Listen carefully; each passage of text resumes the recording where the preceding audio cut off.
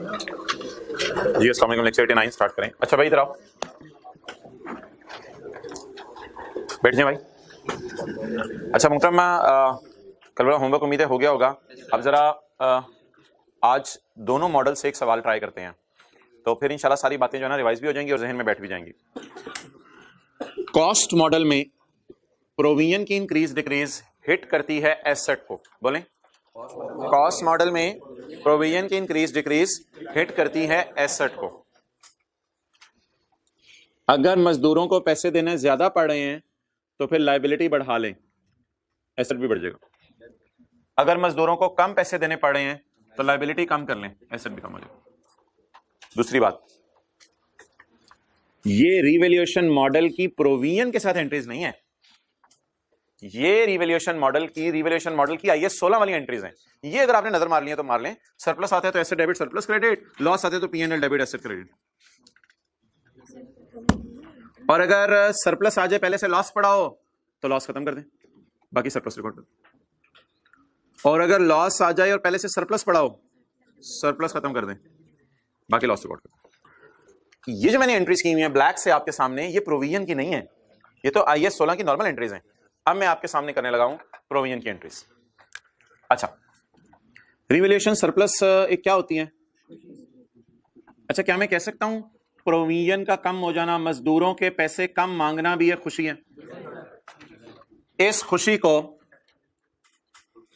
उसी तरह शो कर दें, प्रोविजन डेबिट अनरियलाइज्ड खुशी क्रेडिट, बस उसी एंट्रीज को हमने कल बदला था।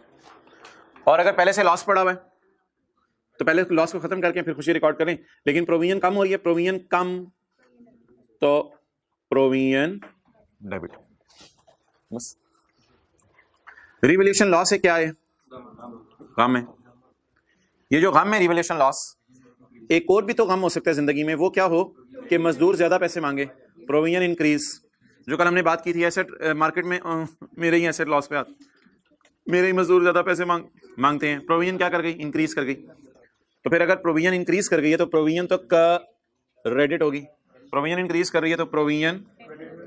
मुझे ये ना कहिएगा ब्लैक मार्केट वाली एंट्रीज करनी नहीं है। ब्लैक वाली मैं तब करूंगा जब एसेट रिवैल्यू होगा, और ब्लू मार्केट वाली मैं तब करूंगा जब एसेट का एस्टीमेट वो रिवाइज होगा, यानी प्रोविजन डिस्काउंट रेट बदल गया जब मजदूरों ने पैसे मांगे। अगले 20 मिनट आप लोगों ने इस एंट्री से नीचे नहीं देखना, यानी अगले 20 मिनट हम कॉस्ट मॉडल का सवाल करने लगे हैं, रिवैल्यूएशन मॉडल का सवाल नहीं करने लगे।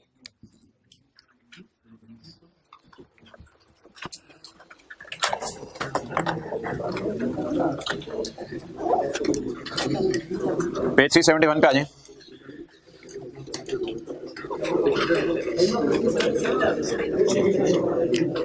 A company has installed an oil extraction plant. Other relevant information is as under.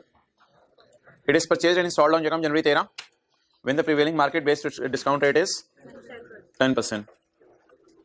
Initial cost of plant was 230. ये कम जनवरी 13 को इसकी कॉस्ट है 230 और इसकी साइट रेस्टोरेशन कितने में होगी? 140 में। ये पीवी है या पीवी निकालनी पड़ेगी? निकालनी पड़ेगी। इट इज एस्टिमेटेड, ये फ्यूचर की वैल्यू है। It is estimated that site restoration cost would be ₹140 million. Useful life of plant is 12 years and companies follow straight line method of depreciation. Okay.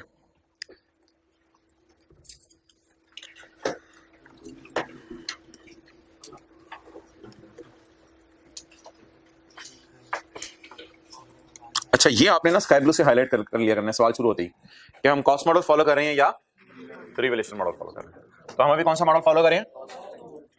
Cost model. Revaluation model follow नहीं कर रहे। आखिरी line में काट रहा हूं, आखिरी line काट दी। अब सवाल पढ़ें और पहला सवाल मेरे सामने पोस्ट कर दें। भाई अब जब कॉस्ट मॉडल है ना तो सरप्लस और पीएनएल डालने की जरूरत नहीं है।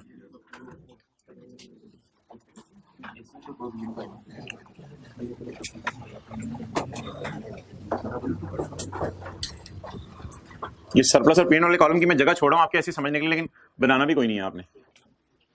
Provision for decommissioning. आप बोले आप कौन से वाले ब्लैक मार्कर लाए हो? अच्छा जी, डेट ऑफ परचेज बताएं। 13। कॉस्ट पे कितने किए, खरीदा कितने के 230 जमा पीवी ऑफ डिसमेंटलिंग, ये डालनी है आपने बीच में। तो फ्यूचर वैल्यू कितनी है डिसमेंटलिंग की, फ्यूचर वैल्यू 140। कितने साल बाद मेंटल हो जाने, 12 साल बाद मेंटल हो जाने प्लांट ने। Okay 140 into 1.1 raise to power 10 नहीं, 1.10 नहीं बोलते पे, raise to power minus point के बाद एक डिजिट पे कर दे 44.6। इसको डालें एसेट की कॉस्ट में 44.6। हिम्मत करके रोजाना आ रहे हैं जी 274.6। ओके सो इट्स टाइम तुम्हारा लॉन्ग जंप। इधर आओ, इधर आओ, यहां से आपने वहां जंप मारनी है, वहां खड़े हो और यहां तक जंप मारो। अच्छा चलो जाओ इधर। अब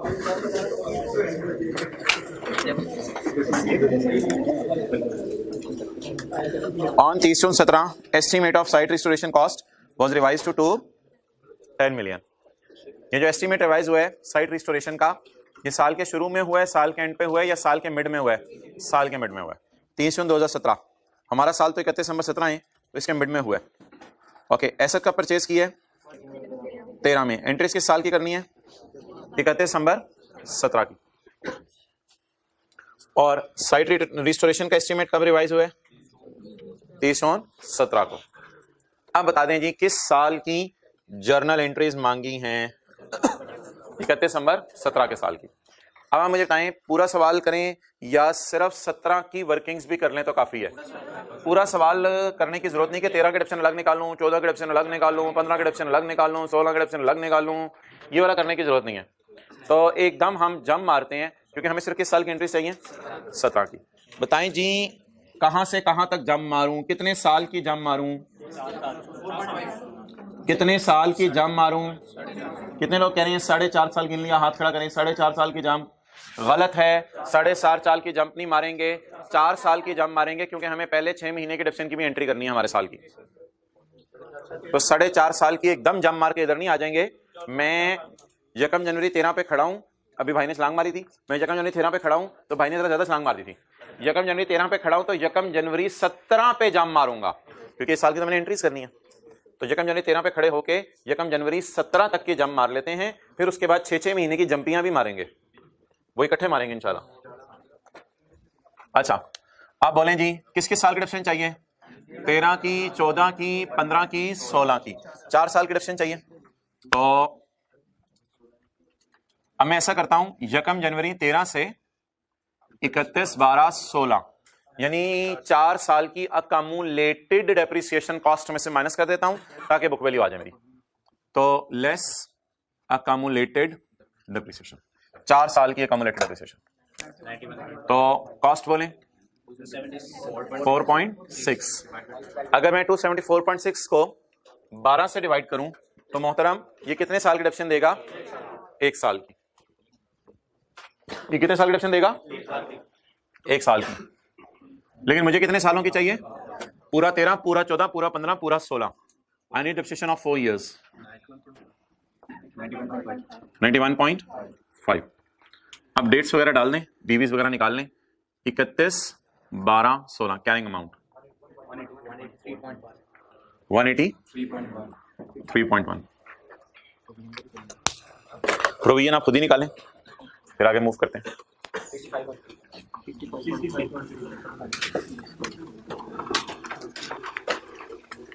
अच्छा जी प्रोविजन कैसे निकलेगी भाई यार। प्रोविजन के लिए ना एक बार याद रखिएगा हमेशा कैरिंग अमाउंट के आगे डेट नजर आएगी वरना फिर कंफ्यूज करेगी। डेट डालना जरूरी है, डेट से निकालते हुए डेट डालनी नहीं है, ये कहते हुए डेट डालनी है।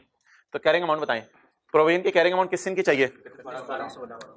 इसका मतलब क्या होता है, इसका मतलब होता है एक आंख से इधर देखो और एक आंख से इधर देखो। ये मतलब होता है इसका कि मुझे 31/12/16 की प्रोविजन का कैरी डाउन चाहिए। तो 31/12/16 की प्रोविजन का कैरी डाउन निकालने के लिए मैं क्या करूंगा कि कितने साल एसेट इस्तेमाल हो चुके हैं 13, 14, 15, 16, 4 साल हो चुके हैं। डिसमेंटल कितने साल बाद होने टोटल 12 साल बाद। कितने साल हो चुके हैं यूज, कितने साल रह गए मेंटल होने में, 8 साल रह गए। तो वो जो नहीं रटा रोटा प्रोग्राम वो नहीं अब चलेगा इधर। अब आपको सोचना पड़ेगा 140 इंटू 1.10 रेज़ टू पावर -8 65.3। ये it is of no use जो आप चीज निकाल रहे हैं। ये तो क्या है, अकमुलेटेड इंटरेस्ट है 4 सालों का। अब इसको क्या 4 सालों का अकमुलेटेड इंटरेस्ट में क्या इसका नाम रखूं, यानी बैलेंसिंग जो आया कितना आया 20 पॉइंट, ये 20.7 तो इस काबिल भी नहीं है कि इसको 4 से डिवाइड करूं तो हर साल का इंटरेस्ट निकल आए। आपको पता है हर साल का इंटरेस्ट तो चेंज होता रहता था कंपाउंड होने की वजह से, तो ये तो इस काबिल भी नहीं है कि इसको 4 से डिवाइड करूं तो 4 सालों का इंटरेस्ट निकल आए। This figure can not go to any P&L। हाँ, डेप्रिसिएशन कम से कम मैं कह सकता हूं अगर इसको 4 से डिवाइड करूं तो फिर हर साल की रेगुलर डेप्रिसिएशन निकल आए, स्ट्रेट लाइन मेथड चल रहा है। लेकिन ये तो 4 साल का अकमुलेटेड इंटरेस्ट टाइप कोई चीज है, अकमुलेटेड इंटरेस्ट है ये 4 इयर्स का।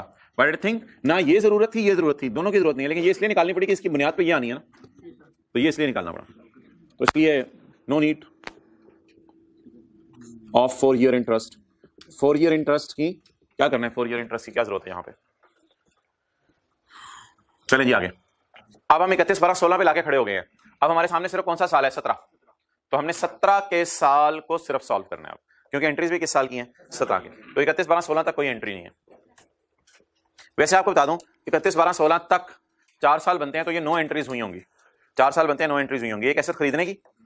फिर उसके बाद हर साल डेप्रिसिएशन, हर साल इंटरेस्ट, तो 4 साल तक डेप्रिसिएशन इंटरेस्ट की 8 एंट्रीज बन गई और एसेट खरीदने की 1 एंट्री।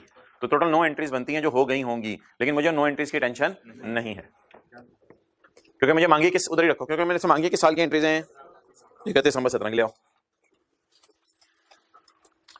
भाईजान 30 से 17 पढ़ के परेशान ना हो, पहले 30 से 17 पे पहुंचे तो सही, पहले 30 से 17 पे पहुंचे तो सही। 30 से 17 पे पहुंचेंगे तो अगली चीज होगी ना। तो 30 से 17 अभी पढ़ के कल आए थे ना आप।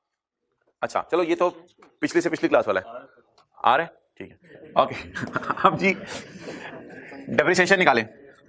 30 से 17 तक कुछ अजीब सा हुआ या कुछ अजीब सा नहीं हुआ, 17 तक अजीब सा नहीं हुआ, 30 से 17 को अजीब सा हुआ।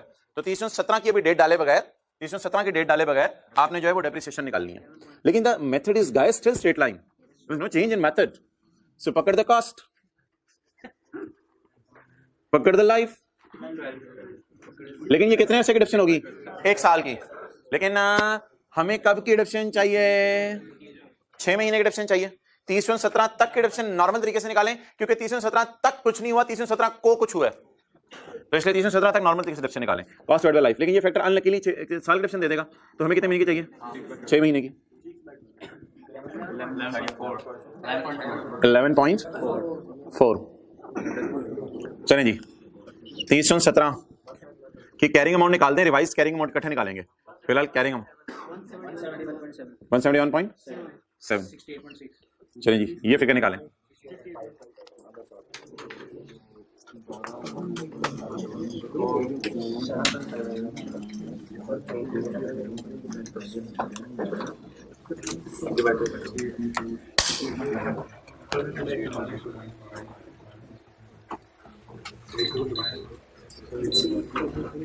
अच्छा जी, keep the thing simple if they are simple. 4th row में जगह बना दें।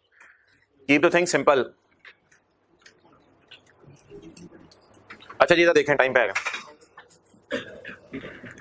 किस दिन की कैरिंग अमाउंट चाहिए, पूरा 13, पूरा 14, पूरा 15, पूरा 16, आधा 17, 4.5 साल हो गए। टोटल साल कितने हैं, टोटल साल कितने हैं 12। कितने साल गुजर गए, 4.5, 4.5। कितने साल रह गए डिसमेंटल होने में, 7.5। रेज़ टू पावर जी बोले 68 पॉइंट। ये कितने महीने का इंटरेस्ट आ जाएगा, 6 महीने का। डिडक्शन इंटरेस्ट 7 6 महीने का इंटरेस्ट आ जाएगा। देखिए ना, वक्त ही 6 महीने गुजरा है, अब 6 महीने करीब हो गए डिसमेंटलिंग के, 8 से 7.5। 3.2।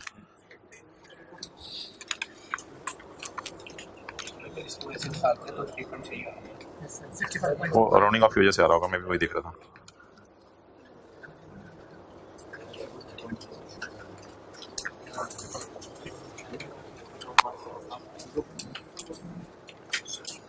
चलिए जी। अच्छा यार, वैसे ही वो मैं थोड़ा सा ना राउंडिंग का डिफरेंस आएगा, एक और भी तरीका होता है इसको निकालने का, आपको याद होगा। और अगर बैलेंसिंग नहीं 65.3 पे 10% लगा दें, लेकिन 6/12 में लगाना पड़ेगा। लेकिन वो थोड़ा सा शायद राउंडिंग का डिफरेंस की वजह से 3.3 इधर आ रहा है। तो बस ठीक है, अगर पॉइंट के बाद आप 2 डिजिट डालें ना शुरू से, तो फिर ये वो फर्क भी शायद कम हो जाए। आजे फर्स्ट रो में आजे, क्लियर? ये बाकी कितने को याद है तो बता दे, लेकिन 6/12 आज आपने पहली दफा देख लिया, तो इसको भी जरा जहन में रखिएगा, इस तरह भी फिगर आ सकती है। तो बहरहाल okay, now I am standing on 30/17। 30/17 तक मैं नॉर्मल तरीके से चला हूं, या 30/17 तक मैंने कुछ अजीब काम किया? नॉर्मल तरीके से चला हूं। अब 30/17 तक जब मैं चल के आ गया हूं तो देखता हूं 30/17 को क्या हुआ। 30/17 तक जब चल के आ जाऊंगा फिर बाद में देखा करूंगा क्या हुआ। अब सवाल कह रहे हैं साइट रिस्ट्रिक्शन का एस्टीमेट रिवाइज हो गया, किस पे चला गया? 210 पे। तो 30/17 की डेट आप डालें और 30/17 की डेट डाल के revised carrying amount, revise carrying amount, clear? तो आप बता दें ये 140 में कुछ चेंज आ रही है? कितनी हो रही है? इसी में तो चेंज आ रही है। इनटू 1.1 रेट सेम है। अच्छा यार ये रेट भी सेम है, ये रेट भी सेम है, तो अब अरसा गिनने की जरूरत नहीं है, 7.5 साल ही होगा। 102.7। अब आप मुझे बता दें मजदूरों को प्रेजेंट वैल्यू की मद में कितने देने थे? मजदूरों को प्रेजेंट वैल्यू में बोल रहा हूं, प्रेजेंट वैल्यू की मद में कितने देने थे? प्रेजेंट वैल्यू की मद में कितने देने हैं? तो लायबिलिटी, तो रुक जाएं, कौन सा मॉडल है? साथ वाला तो मॉडल नहीं है, सॉरी, कौन सा मॉडल है? कॉस्ट मॉडल है। कॉस्ट मॉडल में लायबिलिटी बढ़ रही है, लायबिलिटी बढ़ रही है, तो लायबिलिटी बढ़ने की entry liability credit asset debit. तो लायबिलिटी क्रेडिट कितने से? 34 पॉइंट, और एसेट डेबिट 34.2। ये एसेट को हिट करता है, ये एसेट को हिट करता है। ओके, क्योंकि वो सरप्लस P&L है ही नहीं ना। 20 एक मिनट, चेंज इन, बल्कि कुछ अजीब सा काम हुआ करे तो उसको ब्लू मार्कर से कल मैंने लिखा था, चेंज इन एस्टीमेट। ब्लू भी आज काफी ब्लू हुआ है। Increase in provision. जी मोहतरमा आप पूछें। आप डाल देते शुरू में, तो अगला सवाल मैं कराने लगा हूं इसके साथ। ओके, अब मोहतरम पीछे क्या रह गया? डेप्रिसिएशन कितने महीने की? 6 महीने की, क्योंकि हमारा ईयर एंड क्या है? 31 दिसंबर 17। तो अब हमें कितने महीने की डेप्रिसिएशन चाहिए? 6 महीने की। हमें कितने महीने की डेप्रिसिएशन चाहिए? 6 महीने की डेप्रिसिएशन चाहिए। आप बोलें जी डेट डालूं या डेप्रिसिएशन लिखूं? डेट डालूं या डेप्रिसिएशन लिखूं? डेप्रिसिएशन लिखें। डन। चलें जी, कट रिमेनिंग लाइफ। यार इधर से और उधर से ना कोई चीजें उठाने की आदत नहीं डालनी, इन चीजों को अलग अलग करें, वेरी रिस्की अप्रोच होगी। खुद निकाला करें जो असूल बताए हैं। किस प्राइस को खत्म करना है? 205 कितने साल खत्म हो चुकी है ये मैं बता देता हूं, फिर कितने सालों में खत्म करना है ये आपने मुझे बतानी है। 205.9 पे नजर मारें और नजर मार के देखें ये कितने साल खत्म हो चुकी है। पूरा 13, पूरा 14, पूरा पता है पे और रियल वाला बोल रहा होता हूं। पूरा 13, पूरा 14, पूरा 15, पूरा 16 और आधा 17, 4.5 साल हो गए। तो 4.5 साल, 4.5 साल हो गए। 4.5 ईयर यूज हो चुका है, तो 4.5 अगर यूज हो चुका है तो टोटल कितना यूज होने? 12, बकाया 7.5 साल। अगर कभी रिमेनिंग लाइफ अपनी तरफ से दे देना कि रह ही इतनी गई है, फिर वो ले लीजिएगा, वो और बात होगी शायद, लेकिन 7.5 साल फिलहाल रिमेनिंग लाइफ है जी। 205.9 डिवाइडेड बाय 7.5 साल। अच्छा जी, 31/12/17 पे खड़े होकर डेप्रिसिएशन निकाल रहे हैं, इंटू 6/12। अच्छा, अब ये कुछ बचे ना, पता नहीं, कहते हैं सर इधर भी 0.5 से डिवाइड कर रहे हैं, ये भी 6/12 कर रहे हैं, ये क्या हो रहा है? ओ भाई इन सारी बातों को छोड़ो यार, मुझे सिर्फ ये बताओ रिमेनिंग लाइफ समझ आ गई है? रिमेनिंग लाइफ, रिमेनिंग पूरा 13, पूरा 14, पूरा 15, पूरा 16, आधा 17, कितने साल हो गए? 4.5। टोटल 12, 12 में से 4.5 7 पॉइंट, तो रिमेनिंग लाइफ 7.5 है। ये समझ आ गई। अब इधर 6/12 क्यों कर रहा हूं ये आपको मैं समझाता हूं। इधर 6/12 क्यों कर रहा हूं, एक मिनट। एक एसेट आपने बाय किया 500 रुपए का, साल के शुरू में खरीदे, साल के मिड में, और इस एसेट की लाइफ 2.5 साल है। जिस बंदे से आपने खरीदा उसने कहा यार इसकी उम्र 2.5 साल है एसेट की, ठीक है, इस एसेट की लाइफ 2.5 साल है। अब आप क्या करेंगे, पहले साल 500 डिवाइड बाई 2.5, ये फैक्टर एक साल का डिडक्शन देगा, मल्टीप्लाइड बाय 6/12, ये आ गया 100 रुपया, 100 रुपया, ये 100 रुपये डिडक्शन आ गई इस साल की। आगे चलें अगला साल, 500 डिवाइडेड बाय 2.5 कितना आ गया, 200, ये डिडक्शन आ गई इस साल की। सादा सा सवाल किया मैंने आपसे सादा सवाल किया है। 500 रुपए का एक एसेट मैंने खरीदा है, पहले साल के मिड में खरीदा है और इसकी उम्र 2.5 साल है, बताने वाले ने इसकी उम्र 2.5 साल बताई, तो 500 डिवाइड बाय 2.5 200। फिर अगले साल डेप्सिट करें, 500 डिवाइड बाय 2.5, अब वक्त नजर आ रहा है, 500 डिवाइड बाय 2.5 कितनी, 200, 200, 100 रुपया, क्या फुली डेप्रिशिएट हो गया? बात समझ आ गई? पहले साल 6/12 करना क्यों जरूरी है? 2.5 का मतलब 6/12 नहीं होता, 2.5 का मतलब होता है कि ये टोटल लाइफ है इसकी, तो 500 को 2.5 पे डिवाइड करेंगे तो एक साल का डिडक्शन देगा, लेकिन मुझे कितने सालों का डिडक्शन चाहिए? 6 महीनों का डिडक्शन चाहिए। क्लियर? तो इसलिए ना ये कभी ना समझिएगा कि 2.5 से डिवाइड कर दिया या 7.5 से डिवाइड कर दिया तो ये खुद ही 6/12 हो जाएगा, ऐसी बात नहीं है। मुझे बता दें जी 30/17 की वैल्यू है और हमने 31/12/17 पर जाना है, तो कितने महीने डेप्रिशिएट करना है? 6 महीने। अब आप लिख दें 31/12/17, रिमेनिंग लाइफ आपने निकाल ली है 6/12। जी बताएं भाई। 13.7।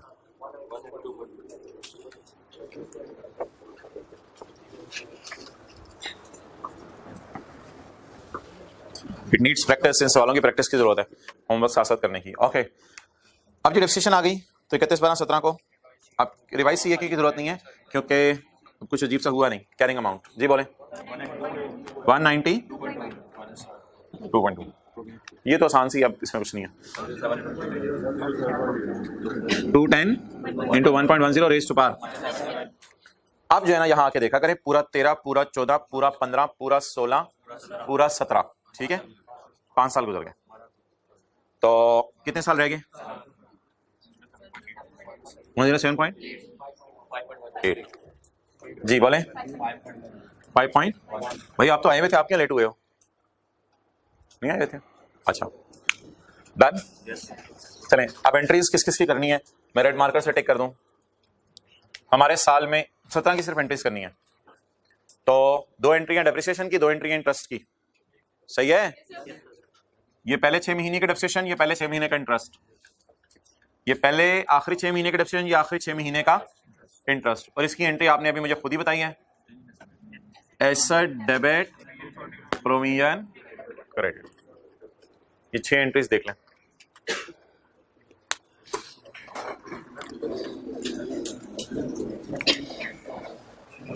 डेप्रिसिएशन डेबिट कमलेप्शन क्रेडिट 11.4, अपने रजिस्टर पे देखें। Interest debit provision credit 3.2, working one कोई है ही नहीं, ऐसे ही वर्किंग वन ठोका हुआ है, वर्किंग तो आपने रजिस्टर पे की भी है। अच्छा, asset debit provision credit 34.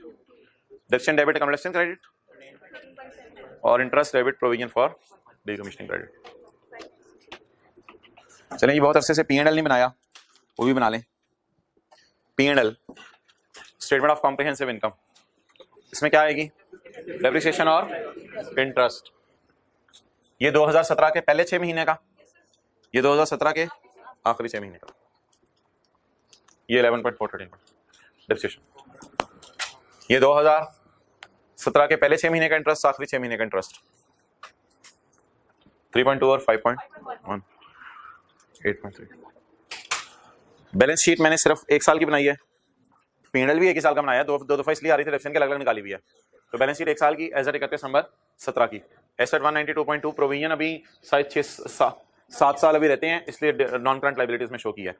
192.2 107.8, 192.2 107.8। Non current assets में पीपीई चला जाएगा और प्रोविजन फॉर डीकमीशनिंग।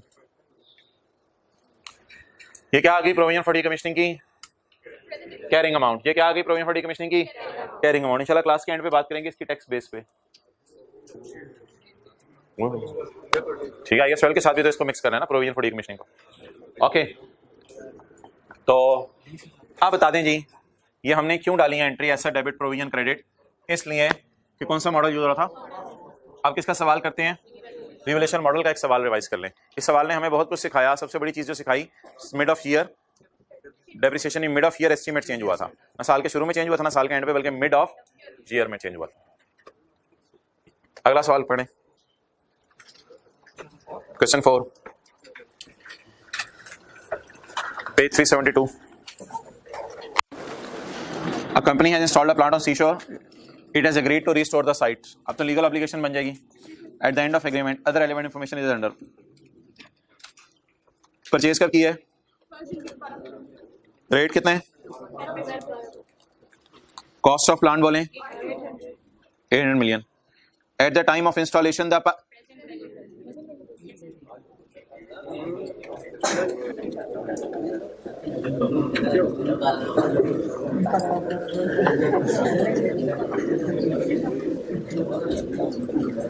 तो पहले ही इतने पहुंची हैं, यानी ऐसे नहीं बुलाना तेन. उर्दू में बात करते हैं ना, इंग्लिश में.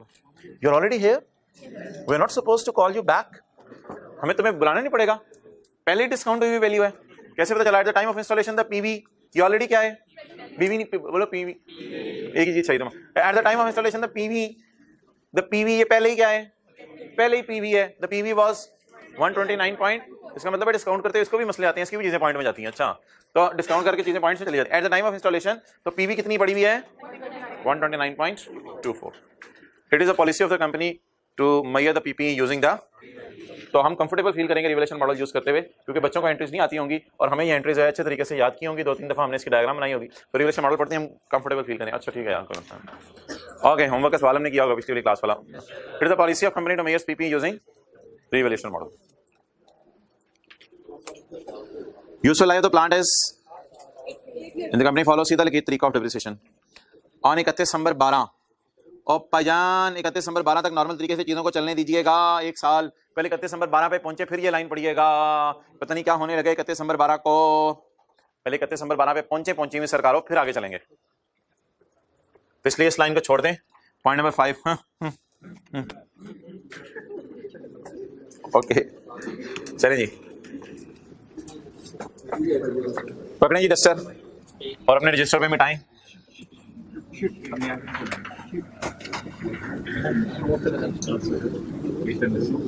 क्वेश्चन नहीं होता नई शीट आ जाए, शीट सेव रहे, कल कल को यूज करनी हो तो.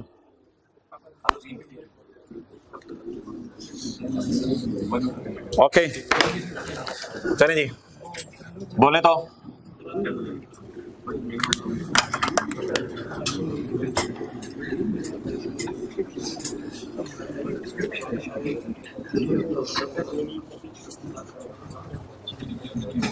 ये देखें रिवोल्यूशन मॉडल की पैदाइश, मॉडर्न जमाने की पैदाइश रिवोल्यूशन मॉडल की.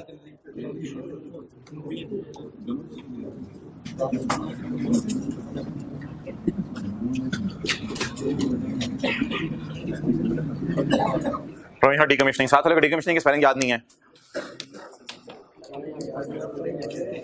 भाईजान डी इंस्टॉलेशन लिख दिया करें, फिर डिसमेंटलिंग लिख दिया करें. बोलें जी.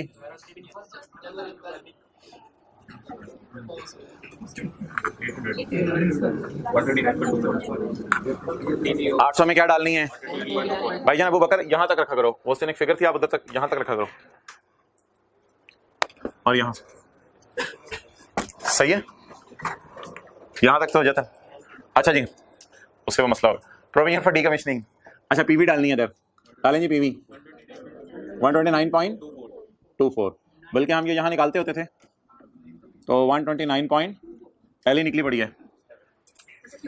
छोड़ें आप लोग, इधर सीए करें. 129.24 पॉइंट के बाद उसने खुद पंगा लिया 2 डिजिट का 0.24.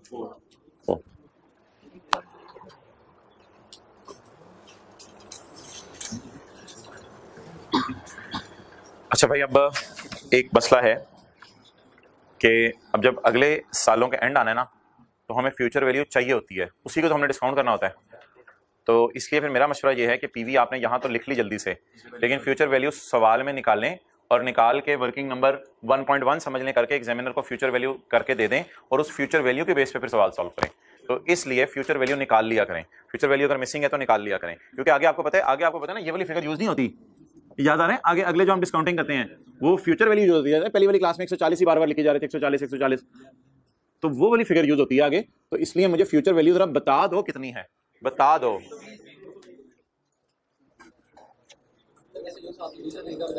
यार वो दूसरा तरीका हर जगह चलता नहीं है ना, असल में जंप्स भी हमने मारनी होती हैं, तो इस वजह से वो करना पड़ेगा. आप तो मैनुअली इंटरेस्ट निकालते रहोगे ना हर साल का, तो अगर जंप्स मारनी पड़े तो फिर मसला आ जाएगा. तो इसलिए मेथोडोलॉजी ऐसी हो कि हर सवाल में चले. तीर ऐसा आपको देके भेजा जाए जो हर किस्म के शेयर पे आप चला सको। ओके, अगर सवाल में पीवी गिवन होगी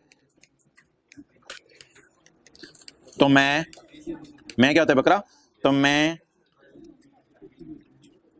फ्यूचर वैल्यू निकाल के सवाल शुरू करूंगा। फ्यूचर वैल्यू कट के फ्यूचर वैल्यू निकाल कर सवाल शुरू करूंगा एज अ केस में भी। अगर सवाल में प्रेजेंट वैल्यू गिवन होगी तो मैं फ्यूचर वैल्यू निकाल कर सवाल शुरू करूंगा। ओके, चलें जी, आप बताएं मोहतरम, पीवी क्या है? 24।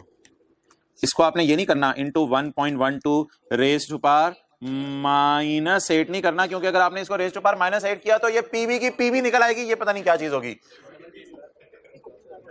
तो रेज टू पावर +8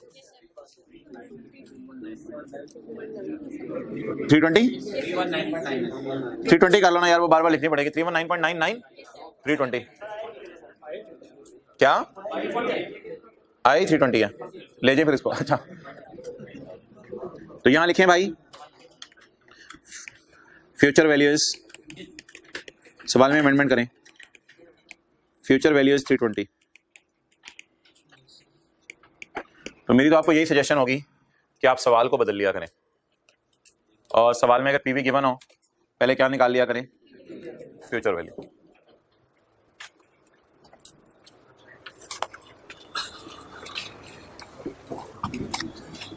अब अगर आपने ऐसे एग्जामिनर को तंग करने के लिए दोबारा ये लिखना है तो वो आप पे हंसेगा, लेकिन लिख दें तो कोई हर्ज नहीं, हमें क्या, हम तो अपनी तरह रिवीजन कर रहे हैं। 1.8 वो कहेगा पागल ने पहले इसको उठा के इधर लेके गया, फिर इसको उठा के दीवाना इधर लेके आ रहा है। तो खैर है, कोई मसला नहीं। असल में अब ये 320 मैंने आगे यूज करना है ना बार बार, तो 320 मैंने यूज करना है, इसलिए जरा मैंने इसको ऐसे सेटमेंट कर दिया। चलें जी भाईजान, आप 31/12/12 को कुछ हुआ है तो 31/12/12 को पहले पहुंचे या पहले देख लें क्या हुआ है? पहुंच के ही पता चलेगा ना उधर क्या हुआ है, दूर से तो नहीं देख के पता चलेगा क्या हुआ है। अच्छा, आप क्या निकालनी है जी? Depreciation divided by 8। पॉइंट क्या 2 डिजिट लगा दें, बता दें जल्दी। 116.16 31/12/12 31/12/12 बोले सीए 813.09 कैसे जाए? ये 14 है, ये 6 है। कल लोटो को 2 पॉइंट के बाद 2 डिजिट पे सेट नहीं करेंगे, पूरी जिंदगी सेट नहीं हो सकेंगे। अच्छा इंशाल्लाह हो जाएंगे यार, हाथ दोगी कितनी भी क्या हो गई। Raise to power -7। बस अपने सेट होने का म्यार जरा नीचे रखिएगा, वरना कभी भी जिंदगी में बंदा सेट नहीं हो सकता। पूरी जिंदगी सेट होते होते गुजार देता बंदा। जरा म्यार थोड़े से ना नीचे रखिएगा। अच्छा चलें, बोले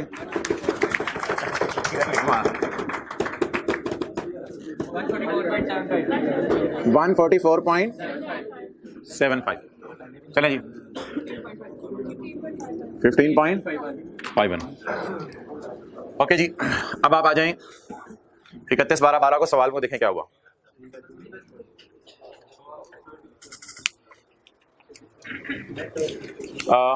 on 31/12 the plant was revalued at 690 net of restoration cost. ये ना, ये जरा लफ्ज समझें दोबारा, नेट ऑफ रिस्टोरेशन कॉस्ट। ये अजीब सी बात होती है। असल में ये कॉस्ट होती है एसेट की खरीदने वाली, ये वो बिल होते हैं जो हम सप्लायर को पे करते हैं। इस बिल में पीवी डालते हैं तो टोटल कॉस्ट आ जाती है। जब बिल में पीवी डालते हैं टोटल कॉस्ट आ जाती है, तो इसको कह सकते हैं gross cost, total cost, gross total. इसमें प्राइस भी पड़ी है और डीकमीशनिंग भी पड़ी है। तो प्राइस में प्रेजेंट वैल्यू डीकमीशनिंग डालते हैं, टोटल कॉस्ट टाइप कोई चीज आ जाती है, तो इसको कहते हैं ग्रॉस। इसे कहते हैं प्रोविजन, ग्रॉस माइनस प्रोविजन, इसको नेट कॉस्ट टाइप कहते हैं। तो अब फेयर वैल्यू बता दें, नेट दी हुई है तो इस जैसी मिलती चीज दी हुई है, या 929 जैसी मिलती जुलती चीज दी है, या 800 जैसी, क्योंकि लफ्ज क्या लिखा हुआ है? नेट।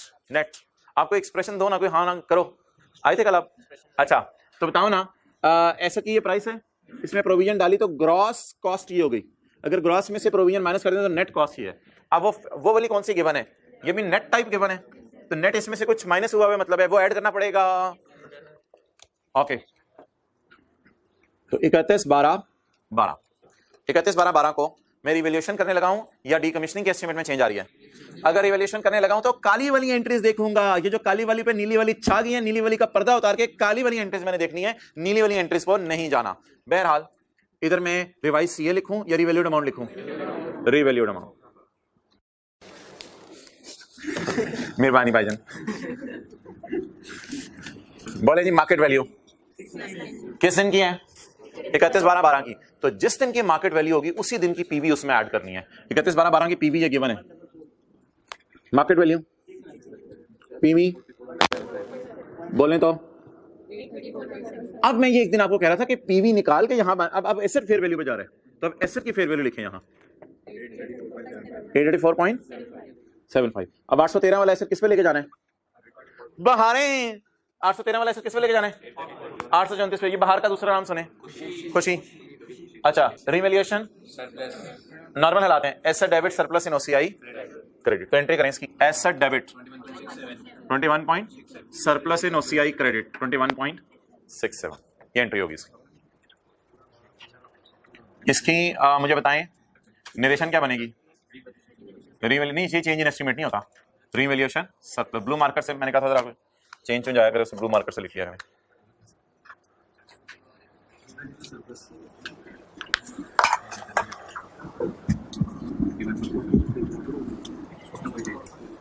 थोड़ा सा सोचें प्रोविजन का क्या करें।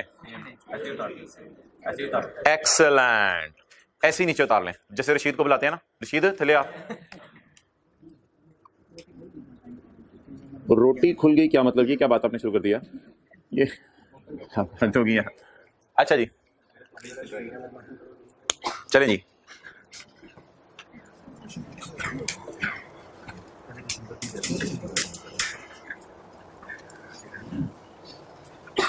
भाई अभी तो गेम शुरू हुई है, अभी तो सीए फाइनल में ये एसेट बाहर के मुल्क का होगा, फॉरेन करेंसी आएगी और उसके बाद टैक्स कॉन्सिक्वेंसेस भी होंगे और टैक्स क्रेडिट्स भी होंगे। और अभी तो गेम शुरू हुई है, अभी ये डब्बा आप यहाँ थोड़ा सा टच सीखोगे सीए फाइनल में जाके इसका पूरा वर्जन। अच्छा चलो चलो चलो चलो चलो आगे सीए करो।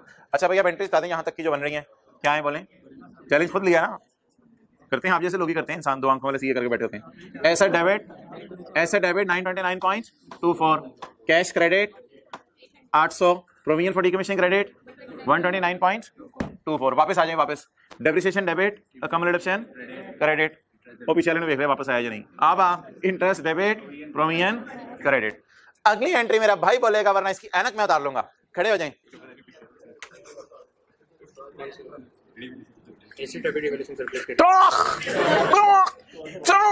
सोबत के साथ खड़े हो जाओ दोनों। इसके कान में बताओ एक और एंट्री। डेबिट तू बता, क्रेडिट तू बता, डेबिट तू बता, क्रेडिट तू बता। बैठ जा, वेल डन। वार्म अप की एंट्री, ऐसे पेपर में मैं बैठा हूँ, मैं ऊपर बोला करूंगा तो ज्यादा चेक रही। तो वार्म अप की एंट्री ये करनी थी, अकम्युलेशन डेबिट, एसेट क्रेडिट, वो 16.16 की फिर एंट्री करनी है, asset debit surplus in OCI credit. ये पता नहीं कितना अर्सा लगेगा आपको वार्म अप होने में। ये एंट्री यह कम जनवरी 12 ये एंट्रीज हो गई, फिर 31/12 रिडक्शन की, फिर इंटरेस्ट की, फिर चपेट पड़ने वाली एंट्री, फिर asset debit surplus in OCI credit 21.65 की 65। और यार ये क्या चक्कर किया आप लोगों ने? नहीं ये कुछ चक्कर आप लोगों ने किया है, इधर उधर हमारा डिफरेंस आता रहेगा। चलो खैर है, आप उधर सही कर लेते हैं, फिर क्या करें हम। सही है, आप लोगों का काम इधर सही जा रहा है। 21.67 ही है,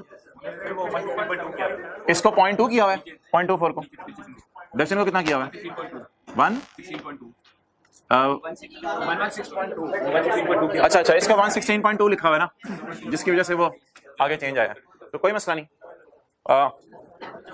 एंड पे चेंज करा दीजिएगा, अभी अभी करवा दें चेंज। कितनी हमने निकाली है 116.16 और फिर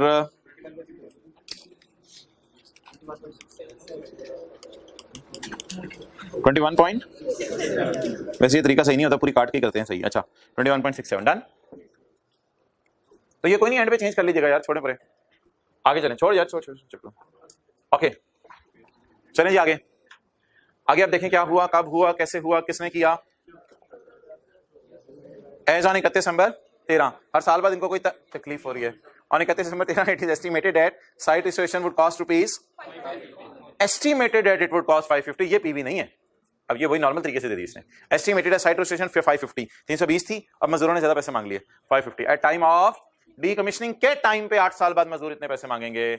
अभी मुझे आप ये चीज बताएं कि क्या मैं सवाल के अंदर इस लाइन को पढ़ूं 31 12 13 वाली को, या पहले 31 12 13 पे चल के आऊं? Let's walk with me. पहले कहां तक चल के आए? 31 12 13 तक चल के आए। क्या निकालनी है? डेफिनेशन निकालते हुए खबी साइड पे क्या नहीं लिखनी? डेट नहीं लिखनी। डेफिनेशन निकालते हुए डेट नहीं लिखनी। अच्छा, किस प्राइस को खत्म करना है? 834 पॉइंट। ये जो रिमेनिंग लाइफ निकालने तक ना डेट नहीं लिखनी आपने यहाँ पे। अच्छा जी, कितना अरसा हो गया इस्तेमाल होते हुए? 1 साल। टोटल 8 - 1 7। तो 7 लिखिए खूबसूरत सा करके, डंडी डाल के बीच में माल्टे वाली 7। ये डालें 2 नुक्ते और 21 पॉइंट बोले तो डिवाइड बाय स्लैश छोटा सा करके इंटरेस्ट, ये भी वहां जाना है। ओके, 31 12 12 आजकल लगता है भाई नींद पूरी करके आ रहा है, जबरदस्त है यार। 11.25 3.10। तो 31 12 13 पे मैं क्या लिखूं यहाँ पे? Carrying amount 715.5 18.57। सवाल से उठाऊं या 320 फिलहाल यूज करूं? जब रिवाइज करनी होगी फिर सवाल से उठाऊंगा। अभी तो मुझे यहां तक पहुंचने तो दें। सरकार पहुंचेंगे आप तो आगे जाएंगे ना। 320 इंटू बोले पूरा 12 पूरा 13 कितने हो गए? 2 टोटल 2 8 - 2 6 62 पॉइंट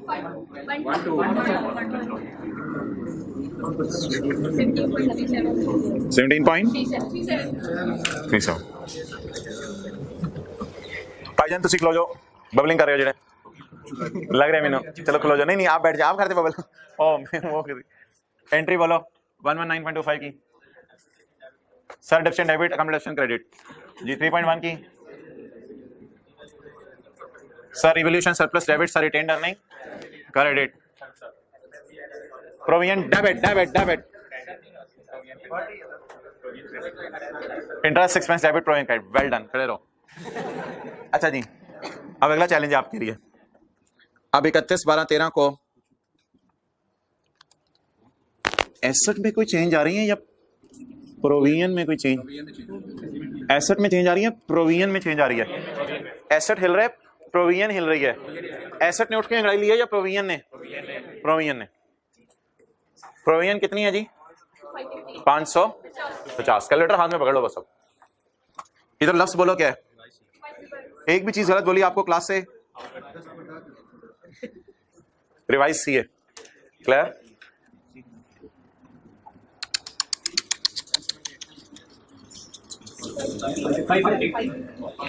$550 इंटू 1 पॉइंट। हम तो वहीं खड़े हैं। रेस्ट पार -। देखो आपका साथ देने के लिए कितने लोग हैं, लेकिन पेपर में अकेले होंगे, कबर में भी अकेले। 278.65। अच्छा यार, पहले आप ये बताओ कि प्रोविजन बढ़ रही है या कम हो रही है? लायबिलिटी बढ़ रही है। पहले शक्ल बनाओ, खुशी वाली या गम वाली? पाइजन का काम चेक करें, पाइजन का काम चेक करें तो खुशी क्या होगी इनकी? शक्ल बनाओ जरा गम वाली, कैमरे के सामने जाके, कैमरे के सामने। भाईजान आप खड़े होके जरा, आप खड़े होके कैमरे के सामने गम वाली शक्ल बना दें, मास्क नीचे करके। तो यार कोई बना दे, एनीवन। हाँ हाँ बना दो, जाओ कैमरे के आगे। इधर आओ, इधर आओ, इधर आओ, जल्दी भाग के आओ, गम वाली शक्ल बनाओ।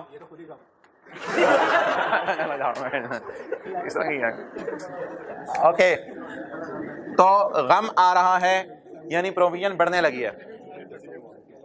अच्छा, नॉर्मल हालात चल रहे हैं या पहले से कोई सरप्लस पड़ा हुआ है? पहले से सरप्लस, तो टिक कर लें आके इस एंट्री को। हम ये वाली एंट्री हमने करनी और ब्लू मार्कर वाली।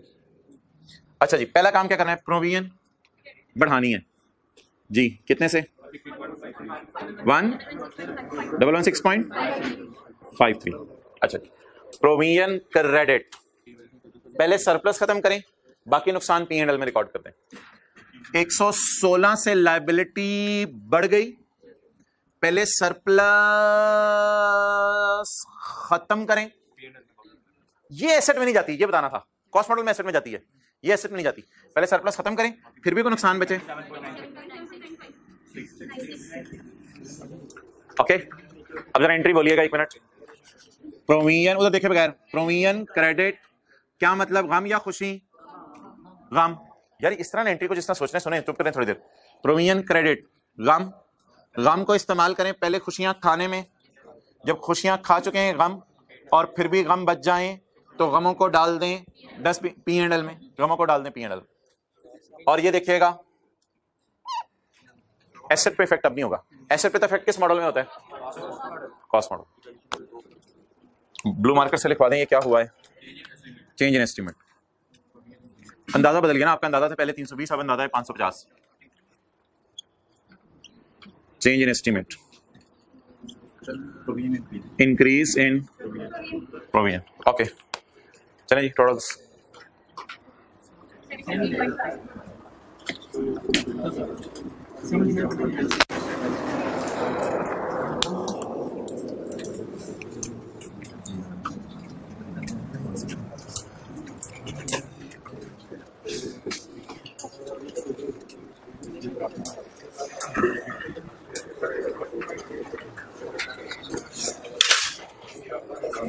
आजो भाई इधर बताएं जी, डिप्शन कितनी थी? 119.25, ठीक है जी। सरप्लस कितना है? 3 उधर बताए ना कितना है? 3.10। इंटरेस्ट कितना है? थोड़ा पॉइंट्स की वजह से फर्क आ रहा है ना इंटरेस्ट। सरप्लस कितना है? 18 पॉइंट और P&L 9.6 और प्रोविजन 116.53। ठीक है जी। अब ये तो वैसे मैं एंट्री साथ चेंज कर रहा हूं। आगे बोलें जी, क्या हुआ 31/12/14 को? कुछ हुआ 31/12/14 को कुछ हुआ क्या? 31/12/14 पे पहुंचे या पहले देख लें क्या हुआ? पहुंचेंगे फिर देखेंगे क्या हुआ। 31/12/14 की डेट नहीं डालनी क्योंकि मैंने डेप्रिशिएट करना है पहले। इसने डालनी डेट, ओए होए होए होए, अब ये इसको पूरे 2-3 घंटे लग जाएंगे मिटाने में। अच्छा जी, किसको खत्म करना है? ये कितना अरसा पहले खत्म हो चुका है? बोले 12-13, 2 साल खत्म हो चुके हैं। कितने साल में खत्म होना है? 8 में, बकाया 6।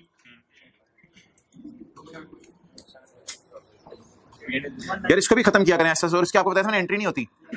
97 पॉइंट डिवाइडेड बाय 6,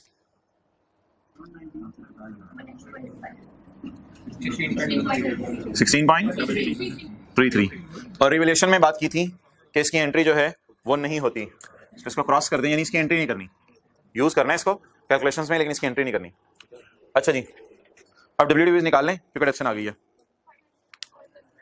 जी। बोले 31/12/13 कैरिंग अमाउंट 596.25, 81.63। पूरा 12 पूरा 13 2 साल हो गए हैं, तो इसलिए 31/12/14। अच्छा, अब आप मुझे ये बता दें कि डेप्रिसिएशन रिकॉर्ड हो गई। अब 31/12/14 पे मैंने कैरिंग अमाउंट निकालनी है। 12, 13, 14 कितने साल हो गए? 3। तो 10 - 3, 10 - 3 नहीं, हाँ 8, 8 - 3 5। तो 550 इंटू 1.12 रेज़ टू पावर -5, 31.08। भाई डेप्रिसिएशन के साथ साथ इंटरेस्ट डालना है हमेशा, और कहीं इंटरेस्ट ना डाल दीजिएगा, ये याद रखिएगा। डेप्रिसिएशन के अलावा कहीं इंटरेस्ट नहीं डालना। जहां डेप्रिसिएशन लिखना है वहां सामने इंटरेस्ट आएगा। ये बात इंप्लाइड है, डेप्रिसिएशन और इंटरेस्ट साथ साथ चलेंगे। ये चेंज इन एस्टीमेट में कभी इंटरेस्ट नहीं आएगा। रिवैल्यूएशन हो रही होगी कभी इंटरेस्ट नहीं आएगा, डेप्रिसिएशन के साथ साथ इंटरेस्ट आएगा। 33.43। ओके, एंट्री बता दें। Depreciation debit account, depreciation credit और इंटरेस्ट डेबिट, प्रोविजन क्रेडिट। कितनी है डेप्रिसिएशन? 11.2। अच्छा ठीक है। और इंटरेस्ट डेबिट, प्रोविजन क्रेडिट। चलिए जी, आखिरी एंट्री अब खुद ही कर लें, फिर खत्म करें इसको। आखिरी एंट्री खुद ही कर लें। और 31/14 it is estimated that the restoration cost would be 120 million at the time of decommissioning। decommissioning के टाइम पे restoration कितनी होगी जी? ओए होए होए होए, जल्दी आ जल्दी आ जल्दी आ जल्दी आ जल्दी आ। 120 यानी 550 से 120 पे चली गई खुशी। अच्छा अब हमने क्या रिकॉर्ड करनी है? खुशी रिकॉर्ड करनी है। अच्छा जी क्या डालें जी? 31 12 14 क्या लिखें जी? रिवाइज सी है जी। क्या हम 31 12 18 पे 14 पे खड़े हैं तो रिवीजन कर सकते हैं। कितना हो गया? इंटू 1 पॉइंट -5 ही रेट ये 68 पॉइंट। अब बताएं मजदूरों को 312 की जगह कितने पैसे देने हैं? नहीं प्रेजेंट वैल्यूज की मद में मजदूरों को 312 की जगह कितने देने हैं? 68। अल्हम्दुलिल्लाह। लेकिन ये प्रोविजन डिक्रीज हो रही है। अच्छा नॉर्मल हालात चल रहे हैं या पहले से कोई लॉस पड़ा है? तो ये दो एंट्री जरा टफ थी, ये दोनों मैंने आज रिवाइज करवा दी आपको। पहले से लॉस पड़ा है तो अच्छा इसको ना इस तरह सोचा करें, इस तरह ये एंट्रीज पेपर में याद नहीं रहनी, यहां से जरा सोचें, बड़ा आसान होगा। लायबिलिटी कम हो रही है तो क्या है? खुशी है। तो अगर खुशी आ रही है तो पहले गमों को खत्म करें फिर खुशी रिकॉर्ड कर लें जी। खुशी का लेवल बताएं। 249 पुराने गम 81 पॉइंट। पुराने गमों को खत्म करें फिर भी खुशियां बच गई। ये तो खुशा आया है, जन्नत से खुशा आया है 162 पॉइंट। यार इधर कुछ नहीं करना, एसेट को कुछ नहीं करना क्योंकि कॉस्ट मॉडल नहीं है ये। कॉस्ट मॉडल में एसेट हिट होता है 162 पॉइंट और 590 6.25। इधर क्या लिखे हैं ब्लू से? Change in estimate, decrease in provision.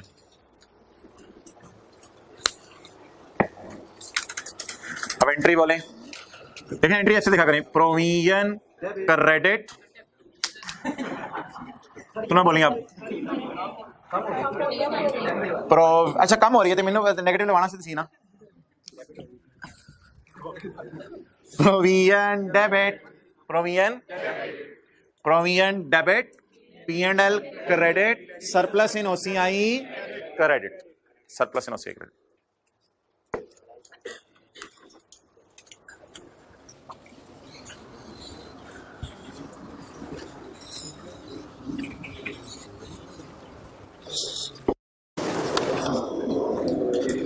अच्छा भाई अब जरा ना अटेंटिव रहने।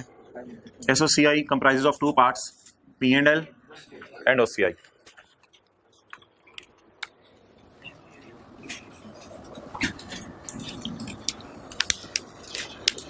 डेप्रिसिएशन बता दें 12 की,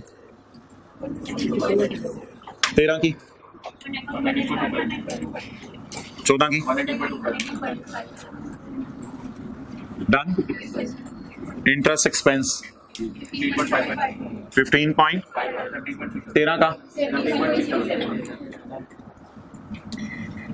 14 का 33.43 भाईजान इसमें चेंज नहीं हुई मोहतरम कोई भी।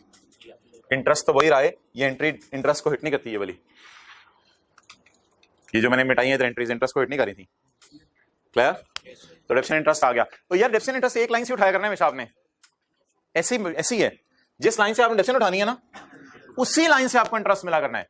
जब डेप्रिसिएशन की आपने रिकॉर्डिंग करनी है तब इंटरेस्ट रिकॉर्ड करना है। जब डेप्रिसिएशन की जनरल एंट्री करनी है साथ इंटरेस्ट की जनरल एंट्री करनी है, दोनों को साथ साथ लेके चलना है। जहां डेप्सिएशन है वहां इंटरेस्ट है, जहां डेप्सिएशन नहीं है वहां इंटरेस्ट भी नहीं है। तो डेप्सिएशन इंटरेस्ट को साथ साथ लेके चलना है हर जगह।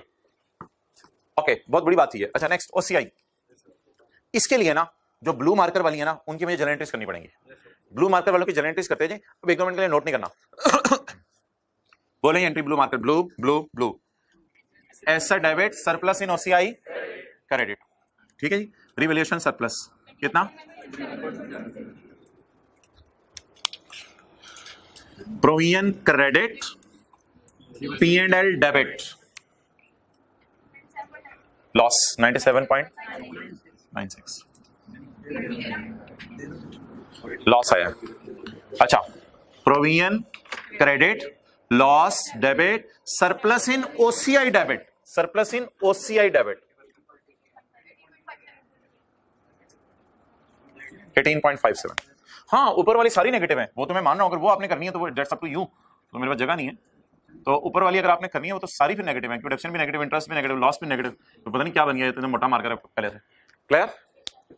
आगे चलें, आखिरी ब्लू वाली एंट्री बोले, इधर देख लें, प्रोविजन डेबिट, ये बैलेंस शीट का आइटम होता है यार, प्रोविजन, इसको पोस्ट नहीं करना मैंने, ये बैलेंस शीट का आइटम होता है, प्रोविजन डेबिट, तो गेन आ रहा है, रिवैल्यूएशन गेन आ रहा है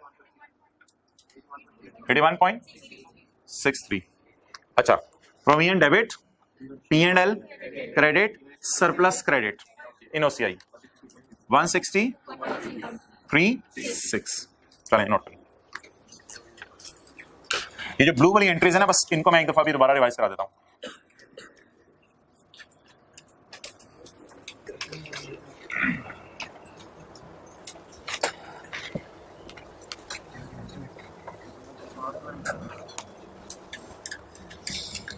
कल IFRS 9 शुरू करेंगे आखिरी 15-20 मिनट में। ओके, इंक्रीमेंटल डेप्रिसिएशन मैं फाइनल अकाउंट में बताऊंगा, स्टेटमेंट इन इक्विटी में जाती है। ओके, ब्लू वाली एंट्रीज करवाएं जल्दी जल्दी, चेहरा शरीफ ऊपर रखें, ब्लू वाली एंट्रीज करवाएं, बोलें ऐसा डेबिट बैलेंस शीट का आइटम है, सरप्लस इन, जनरल एंट्री से जल्दी जल्दी पोस्टिंग होगी। प्रोविजन क्रेडिट बैलेंस शीट का आइटम है फारिग, loss debit surplus debit OCI, loss debit surplus debit, provision debit, P&L debit नहीं credit, P&L credit surplus in OCI credit, P&L credit surplus in OCI credit. Statement of financial position, कौन सी 3.1? Transfer की बात आओ जल्दी आओ, उंगली रखो, ये हाँ सब अच्छा जी, यहां तक होगी भाई। मैंने आपको क्या क्या डेप्शन और इंटरेस्ट पोस्ट कर दें, दूसरी बात ब्लू वाली एंट्रीज पोस्ट कर दें। अच्छा, इसके बाद क्या करना है, बैलेंस शीट बनानी है। बैलेंस शीट के अंदर जो है वो आपने क्या करना है, non current assets, non current assets के अंदर मुझे बता दें, एसेट 31/12 को कैरिंग अमाउंट उठाऊं या रीवैल्यूड अमाउंट उठाऊं, बाद में उठाओ ना, 834.75 पीपी 31/12 तेरा ये वाली उठाओ, नीचे वाली उठाओ, नीचे वाली 596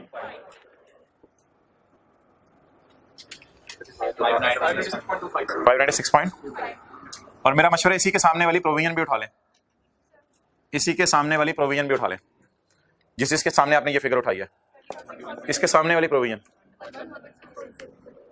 144.75। ये कैरिंग अमाउंट जो फाइनल वाली उठाई है वो ये 715.5, ये एसेट है, एसेट के सामने वाली ये कैरी डाउन होगा ना 278.65, ये कैरिंग अमाउंट है, इसके सामने वाली 68.09।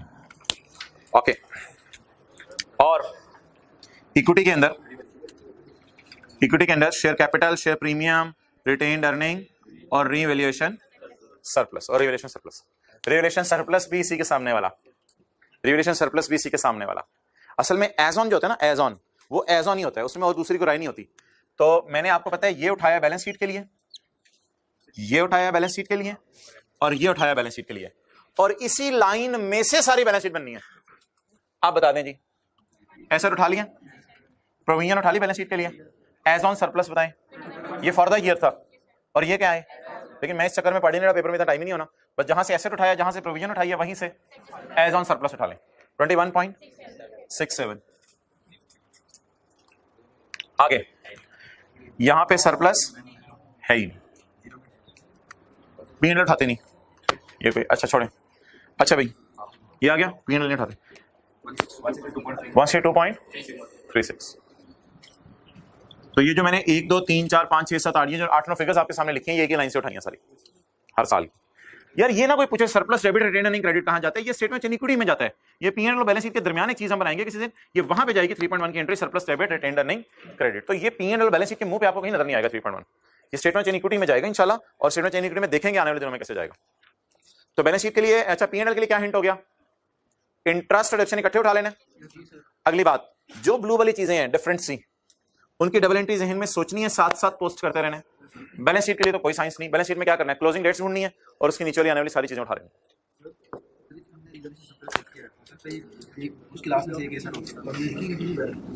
हाँ वो कोई मसला नहीं।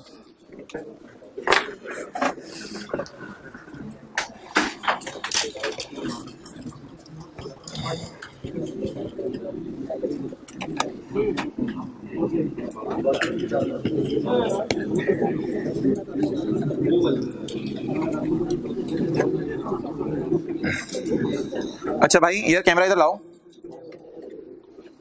अच्छा आपसे भाई एक सजेशन अब लेनी थी। वैसे तो कल IFRS 9 हमारा शुरू हो रहा है, लेकिन ये लास्ट टाइम वालों ने रिक्वेस्ट की थी, तो सारे सवाल यार क्लास में हो नहीं सकते, पॉसिबल नहीं है। एक लेवल ही है ना, अगला टॉपिक को भी देखने हैं। वो ICAP तो हर दफा कोई ना कोई सवाल डाल के पंगा लेते हैं। अब ये क्वेश्चन 1 की एक 20-25 मिनट की डिस्कशन फिर लास्ट वालों से मैंने यूट्यूब पे शेयर कर दी थी। क्वेश्चन 1 की भी बनी हुई है, उसके बाद एंड पे बिल्कुल ना क्वेश्चन 18 और 19 भी हैं, वो भी लेटेस्ट अटेम्प्ट्स के हैं, उधर मैंने नीचे डाले हुए हैं। क्वेश्चन 18 की भी कुछ 10-15 मिनट की डिस्कशन है, क्वेश्चन 18 की भी है, क्वेश्चन 19 की भी है। तो ये क्या करें, एक ही दफा सारी शेयर कर दें, आप अपनी फिजिबिलिटी पे देखेंगे, रोजाना एक होमवर्क में मिल जाए। बस एक दफा तीनों में शेयर कर देता हूँ। 3 सवाल हैं, 18, 19 और पास पेपर का क्वेश्चन नंबर 1। तो ठीक है, मुझे होमवर्क का भी बता दीजिएगा। फिलहाल आप आज होमवर्क ये कुछ भी नहीं करेंगे इनमें से, मैं अभी शेयर करवा देता हूँ आजकल में वीडियोस, और जिनका पोर्टल है उनके पोर्टल के ऊपर अपलोड करवा देता हूँ। तो इसको डिस्कस कब करना है वो तो आप खुद ही, यानी कि आपने अपने एंड पे कब देखना है वो फिर डिसाइड इसको बाद में कर लेंगे। फिलहाल ये 2-3 सवाल इनको कर लेंगे अपलोड, और आप उसकी डिस्कशन फिर अटेंड कर लीजिएगा। अभी आप IAS 12 के साथ जो मैंने मिक्स करना था वो जरा निकालें। क्वेश्चन बैंक का सवाल है, वॉल्यूम 1 इस वक्त आपके पास नहीं पड़ा होगा, इसलिए मैंने ये सवाल पेज 42 पे डाल ही दिया हुआ है। एक रोज लिमिटेड वाला सवाल हमने क्लास में किया था, उसकी एक एडजस्टमेंट रहती थी, IAS 12 में किया था, पेज 42।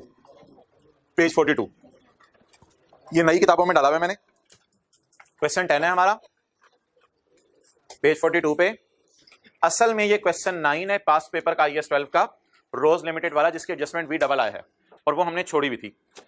वो एडजस्टमेंट अगर मैं अभी ढूंढ सका IAS 12, तो वो एडजस्टमेंट मैं आपको दिखा देता हूं ताकि आपको शायद याद आ जाए।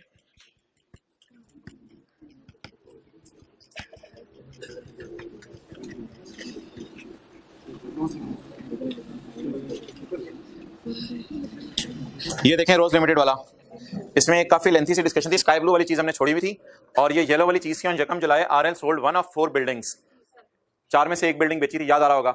और हमने काफी लंबे तरीके से WDV निकाली थी, फिर मैंने कहा था कि आपने कहा था सिंपल तरीके से भी WDV निकल सकती है। तो ये वाली उसमें डिस्कशन रहती है। तो इस वक्त आपके पास पेज 320 वॉल्यूम 1 का नहीं होगा, फिजिकल वालों के पास, ऑनलाइन वालों के पास तो होगा, इसलिए सारे छोड़ें, बस इधर ही देख लेते हैं। ये एडजस्टमेंट हमारी रहती है। कौन सा स्टैंडर्ड चल रहा है? Rose Limited is finalizing its financial statement for the year ended 31 December 17. In this respect, the following information has been gathered. Details of fixed assets are as follows. On 1 January 17, RL acquired a plant costing rupees 250. It has been depreciated on straight line basis over a period of 6 years. साल के पहले दिन खरीदा है। RL is also obliged to decommission the plant at a cost of 50 million at the end of useful life. ये PV है या PV डालनी पड़ेगी? 250 पकड़ो या 250 में 50 की PV डालूं? 250 में 50 की PV डालूं at the end of useful life of plant. Applicable discount rate is 8%. यहां तक रुक जाए, आगे वाला छोड़ें सारा। जी हजरात, पहले इसकी अकाउंटिंग सीख लें या पहले इसकी टैक्स कॉन्सिक्वेंसेस सीख लें? अकाउंटिंग सीखने की क्या जरूरत है, अकाउंटिंग सीखी हुई है। और अकाउंटिंग में मुझे ये बता दें, अकाउंटिंग में P&L में क्या जाता है और बैलेंस शीट में क्या जाता है? भाईजान रिवैल्यूएशन मॉडल यूज नहीं हो रहा, तो बैलेंस शीट में 2 चीजें जाएंगी, P&L में 2 चीजें जाएंगी।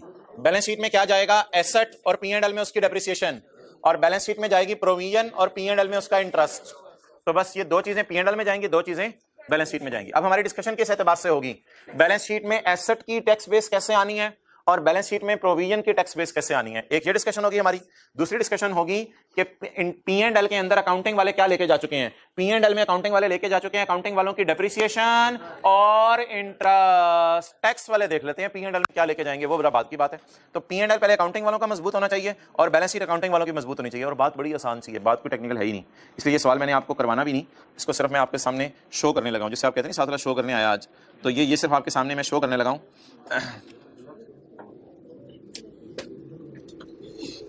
जी हजरात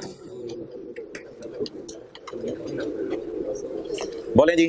डेट ऑफ परचेज, कॉस्ट 250, 6 साल बाद डिसमेंटलिंग भाईजान अटेंटिव हो जाएं, मैं भी लाइट ऑन करवाऊंगा फिर तस्वीर खींच लेना। 50 डन। अब क्या करें जी, वो एक वर्किंग से हम करते होते हैं, डेट, डिस्क्रिप्शन, एसेट और कॉस्ट मॉडल है ना यार, कॉस्ट मॉडल है 250 डालूं और फिर 50 की क्या डालूं, पीवी 1.08 रेज़ टू पावर -6, 250 आ गया और 50 की पीवी आ गई 32। एसेट किस पे आ गया बोले तो 22 पे, पीवी 32। इसके बाद क्या करें, डेट लिखे बगैर डेप्रिसिएशन निकालें, ये डेप्रिसिएशन आ गई, फिर ये वाली फिगर निकालें 34 और पता है, फिर ये इंटरेस्ट क्या आ गया, बैलेंसिंग आ गया, डन। अब मुझे बता दें आप, बैलेंस शीट में कैरिंग अमाउंट ये जाएगी, टैक्स बेस ये जाएगी, नो टैक्स बेस तो नहीं, कैरिंग अमाउंट में बता रहा हूं पहले, टैक्स बेस को जरा मैं छुपा रहा हूं। ये एक वर्किंग आपने देखी हुई है डेफर टैक्स एज ऑन वाली, क्या ये एज ऑन में पीपी चला गया, प्रोविजन फॉर डीकमीशनिंग चली गई कैरिंग अमाउंट में, चलें आप खुद बताएं, एसेट की कैरिंग अमाउंट एक्सेलेंट, प्रोविजन की कैरिंग अमाउंट कितना 34, डन। अब मुझे क्या चाहिए, टैक्स बेस चाहिए, अब मुझे क्या चाहिए, टैक्स बेस चाहिए, टैक्स बेस चाहिए। बता दें एसेट की टैक्स बेस और प्रोविजन की टैक्स बेस कैसे निकले, एसेट की टैक्स बेस और प्रोविजन की टैक्स बेस कैसे निकले, टिश्यू पेपर चाहिए, ये ले। एसेट की टैक्स बेस के लिए बहुत टैक्स डेप्रिसिएशन रेट चाहिए होगा, एसेट की टैक्स बेस के लिए क्या चाहिए होगा, टैक्स वालों का डेप्रिसिएशन रेट चाहिए होगा, नंबर 1। और प्रोविजन की टैक्स बेस तो 0 होगी, क्योंकि टैक्स वाले तो प्रोविजन को मानते ही नहीं। तो आगे जाने से पहले जरा इजी मार्क्स गेन करें, प्रोविजन की टैक्स बेस 0। अच्छा मुझे ये बताएं, ये मैं डेटा आपके सामने रख रहा हूं, टैक्स वालों की नजर में कॉस्ट क्या होगी, एक्सेलेंट। जो हुआ ही नहीं, होना ही 8-6 साल बाद है, उसको टैक्स वालों को क्या अंदाजे लगा रहे हैं, 50 के मजदूर हायर करेंगे, 50 की इंस्टॉलेशन करवाएंगे, प्रेजेंट वैल्यू निकालो उसकी, लगे रहो इंटरेस्ट। भाईजान पता नहीं होगा तो देखी जाएगी, टैक्स वाले कहेंगे 50 का खर्चा जब हुआ देखी जाएगी। तो बताएं ये लिखा होता था टैक्स वाले प्रोविजन को तब माइनस करने देंगे जब एक्चुअली पे होगी, वारंटी को तब जब पे होगी, तो जब कभी प्रोविजन पे होगी 6 साल बाद तो देखी जाएगी प्रोविजन की। अब 2 हिंट मेरे से सुनिएगा, टैक्स बेस कैसे निकलेगी, इसके लिए मुझे टैक्स वालों की एसेट की कॉस्ट चाहिए, उस कॉस्ट में मैं पीवी नहीं डाला करूंगा। तो टैक्स वालों की नजर में ये डेटा तो टैक्स वालों की नजर में व्हाट इज द कॉस्ट। अब मुझे एक चीज चाहिए, टैक्स वालों का डेप्रिसिएशन रेट या टैक्स वालों की लाइफ, वो लग रहे सवाल मुझे दे दे, वो अगर मिल जाए तो बहुत अच्छी बात है। ये तो वो लिखा है ना, dismantling will be allowed for when paid, tax depreciation rate for all owned assets is on reducing balance method. तो बता दें जी अब कॉस्ट कितनी, 250, रिड्यूसिंग के चक्कर में पढ़ने की जरूरत नहीं, पहला साल ही है, तो 250 माइनस 10% ऑफ 250, क्या जवाब आ गया, एक्सेलेंट। तो यही हमारी मोहतरम क्या आ गई, टैक्स बेस कैसे आई बोले, 250 माइनस 10% ऑफ 250। कैरिंग अमाउंट तो आपको पता है कैसे आती है, टैक्स बेस भी पता चल गई कैसे आती है। अच्छा अब करंट टैक्स की मैंने आपके सामने 6 सालों की कर दी है ऐसे समझने के लिए। कौन सा साल है हमारा, 17, 18, 19, 20, 21, 22। अकाउंटिंग वालों के डेप्रिसिएशन और इंटरेस्ट में उल्टा क्यों रहा हूं, अकाउंटिंग वालों के डेप्रिसिएशन और इंटरेस्ट उल्टा क्यों रहा हूं, ये अकाउंटिंग वालों के डेप्रिसिएशन उल्टा दें, अकाउंटिंग वालों का इंटरेस्ट, इसकी जगह टैक्स वालों के डेप्रिसिएशन जरा कैलकुलेटर में निकालें, 250 जरा 10% जबानी, ये टैक्स वालों माइनस कर दें। अभी डिसमेंटलिंग पे नहीं हुई, लेकिन यार 18 में अकाउंटिंग डेप्रिसिएशन इंटरेस्ट निकालने में काफी टाइम लगेगा, इसलिए मैंने वो निकाली नहीं हुई, क्योंकि इंटरेस्ट फिर हर साल का आपको पता अलग अलग निकलता है। इंटरेस्ट तो हर साल का निकालने के लिए फिर पूरी कैलकुलेशन करनी पड़ेगी ना, तो हर साल की अकाउंटिंग डेप्रिसिएशन आएगी, इंटरेस्ट आएगी, लेकिन पेमेंट अभी 0 रखी हुई है मैंने, लेकिन अगले साल की टैक्स डेप्रिसिएशन जरूर होगी। इस तरह 19 आएगा, 20 आएगा, 21 नहीं सारे साल शो करना जरूरी नहीं, मैंने कहा आपको समझाने के लिए। ये 50 मुझे समझाने की कोशिश करें, ये 50 कहां से आ गया 2022 में यार, ये देखें ना, ये लाइन तो पढ़े, the dismantling cost will be allowed for tax purpose when it is paid, जब ये क्या हो रही है, पे हो रही है। अच्छा अब जरा मजे की बात सुने, हो क्या रहा है, टैक्स वाले 50 को एकदम खर्चे में डाल रहे हैं, छठे साल हम 50 की पीवी को डेप्रिशिएट करते हैं, 50 की पीवी को डेप्रिशिएट करते हैं 32 को, और बाकी 18 को हम आहिस्ता आहिस्ता इंटरेस्ट में डालते हैं। तो इसलिए ये परमानेंट डिफरेंस नहीं है हमारे और टैक्स वालों में, बड़ा ही एक आर्जी सा फर्क है, जो 6 साल बाद, 25 साल बाद, 50 साल बाद जब भी एसेट डिसमेंटल होगा ये हमारे और टैक्स वालों में फर्क खत्म हो जाएगा। बताएं दी इस 50 की treatment as per accounting rules and as per tax rules. Accounting वाले क्या कहते हैं, इस 50 की पीवी निकालो, यकम जनवरी 17 पे 6 साल बाद देने ना 50, पीवी निकालो, पीवी आ गई 32 को डालो एसेट की कॉस्ट में, एसेट की कॉस्ट में डाल के 32 को करो डेप्रिशिएट, P&L में चली गई अकाउंटिंग वालों के। और इंटरेस्ट बच गया 50 और 32 का डिफरेंस इंटरेस्ट 18, वो ऑटोमेटिकली इंटरेस्ट P&L में जाता रहेगा। तो अकाउंटिंग वाले 50 को डेप्रिसिएशन के नाम से और इंटरेस्ट के नाम से P&L में डाल देंगे, और टैक्स वाले कहेंगे इट इज अलाउड पेड, बल्कि लिख लें it is fully allowed fully हो गया ना, पूरी माइनस करने की जरूरत होगी, it will be fully allowed when paid. तो 6 साल बाद टैक्स वालों ने ये 50 इधर डाल दिया। ओके, ये क्या बना हुआ है, कॉस्ट 250 है ना, टैक्स वालों की नजर में तो 250 है ना, टैक्स वालों की नजर में कॉस्ट 250 जमा 32 तो नहीं है ना, पीवी तो नहीं डालनी ना, टैक्स वालों की नजर में कॉस्ट 250 है, नो पीवी और डेप्रिसिएशन टैक्स वालों की, और पहले साल की कैरी डाउन 31 12 17 225। और आगे तो आपको पता है, if carrying amount of asset is greater than tax paid of asset it is TTD, and carrying amount of liability is greater than tax paid of liability it is DTD. Deductible in future, deductible in future, deductible वो 50 रुपए deductible in future. So that was all about this.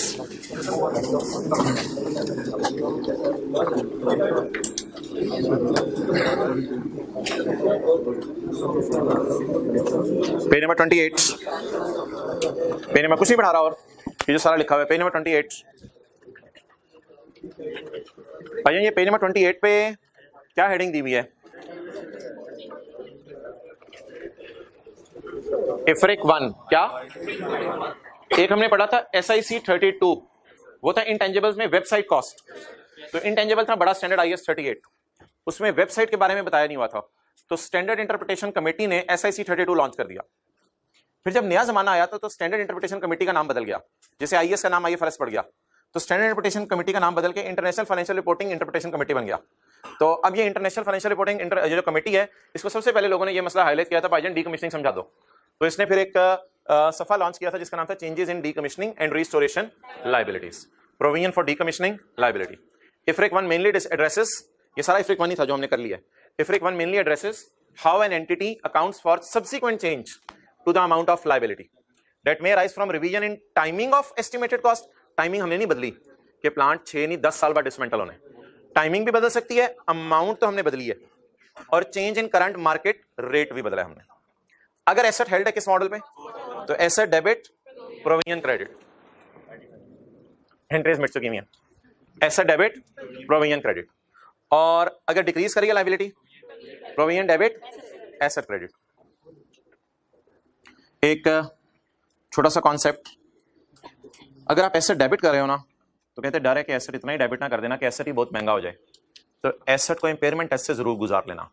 जब भी मजदूर कहीं हमने ज्यादा पैसे लेने हैं तो एसेट तो डेबिट करना पड़ेगा, कहीं ऐसा ना हो कि एसेट इतना ज्यादा डेबिट कर लो कि एसेट ही पता नहीं आसमानों पे पहुंचा हो, तो कहते हैं मेरा मशवरा है कि एसेट को इंपेयरमेंट टेस्ट से गुजार लो, कहीं एसेट की जान ही ना निकल जाए। In above case we may consider passing asset through impairment से गुजारना क्यों पड़ा है, क्योंकि हम एक ऐसी एंट्री डाल रहे हैं जिससे एसेट बढ़ रहा है, तो कहीं ऐसा ना हो कि एसेट में इतनी जान ही ना रहे, उसको बढ़ा तो दें लेकिन एसेट में इतनी जान ही ना हो कि उतने फायदे में लेके जा सके। ये बात मैंने कल करवानी है। अच्छा, डिक्रीज इन लायबिलिटी हैप्पी था ना, OCI में जाती थी, और अगर पहले से लॉस पड़ा हो, पहले लॉस को खत्म होता था, और वो जो साइड था P&L डेबिट प्रोविजन क्रेडिट और सरप्लस लॉस, हमने खाली प्रोविजन की एंट्रीज की हैं, लेकिन व्हाइट बोर्ड पे अच्छी एंट्री थी, पहले सरप्लस की थी हमने, एसेट डेबिट सरप्लस क्रेडिट वाली। अच्छा,